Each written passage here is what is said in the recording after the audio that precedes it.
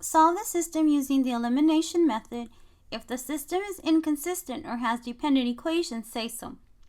The first thing I'm going to do with this problem is I'm going to try to get rid of these fractions by multiplying the top equation by the common denominator. So the common denominator for 6, 6, and 2 would be 6. So I'm going to take the 6 and multiply it by each of the fractions. When I multiply 6 times x and divide it by 6, I get x. 6 times y divided by 6 will give me a y. And then 6 times 1 divided by 2 will give me a negative 3. So 6 times 1 is 6 divided by 2 is equal to 3. And then I have x plus, not plus, minus, x minus y is equal to negative 9. When we're using the elimination method, our goal is to look at the coefficients for each of these problems. Like there's a 1 here and the 1 here. And we have a 1 here and a 1 here. And we're looking for numbers or coefficients that are opposite each other.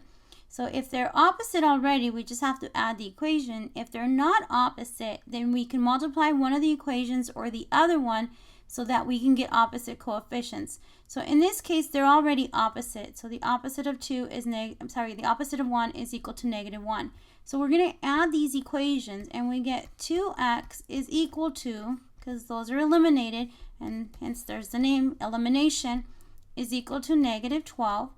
Divide both sides by 2 and we get x is equal to negative 6. So that's the first part of our answer. X is equal to negative 6. And I'm going to replace this x equal to negative 6 in this equation so I can solve for y. So negative 6 minus y is equal to negative 9. So I add 6 to both sides. We get negative y is equal to negative 3. Divide both sides by a negative 1 and we get y is equal to 3. So when x is equal to negative 6, y is equal to 3.